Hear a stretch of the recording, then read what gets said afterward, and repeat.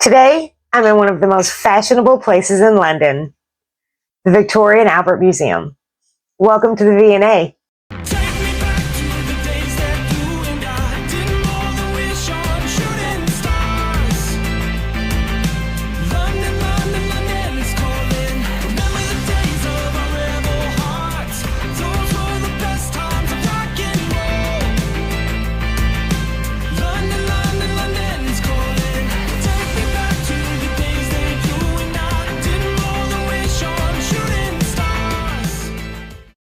Hello, y'all. I'm Miss World, also known as Casey, and my goal is to show you how to travel around the world in style and on a budget. The V&A is the largest museum dedicated to fashion and the art of style in the world.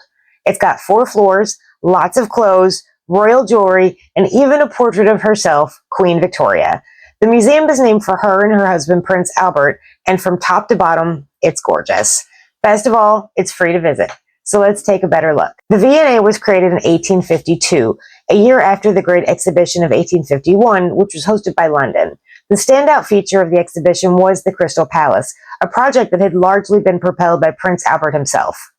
Many decorative art items featured at the Crystal Palace were used to create the first exhibits at the V&A.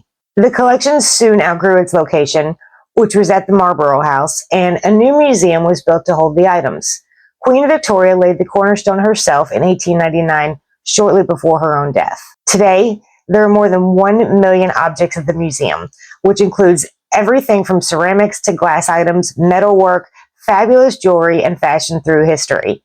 The collection includes paintings, sculptures, woven rugs, and items belonging to the famous royal couple. Some of the highlights of the museum include the Cass Court, which features an enormous collection of recreations of famous sculptures. The Jewelry Gallery that features pieces worn and owned by Victoria and other royals, paintings by the much-loved English artist John Constable, a series of cartoons created by Renaissance artist Raphael, furnishings that include Chippendale pieces, and my personal favorite, the Fashion Gallery. There's also a cafe here that was pretty busy when I was here. The museum has 4 floors, and as I mentioned earlier, more than 1 million items on display. So you're probably going to want to pick and choose which areas of the museum to see. I highly recommend the big area in the middle of the museum and the fashion gallery on the ground floor. The jewelry collection is also stunning. Before or after you enter the building, walk around the outside to see the bullet holes. The building was damaged during the blitzkrieg carried out by the Germans during World War II, where London was repeatedly bombed daily. Rather than repairing the damage, London decided to leave these reminders in place, and now the damage is part of the story of the museum. If you go about a block away from the museum, you'll also see one of the green cabman shelters. These are an interesting little piece of London history. Cabman shelters like this one used to be all over London. They're just small buildings where London cabbies could come to the window and get a cheap sandwich. If the weather was bad or they needed a rest, they could duck inside for a bit. There are now less than 15 of these cabman shelters in the city, and sometimes you can still find them offering up cheap sandwiches.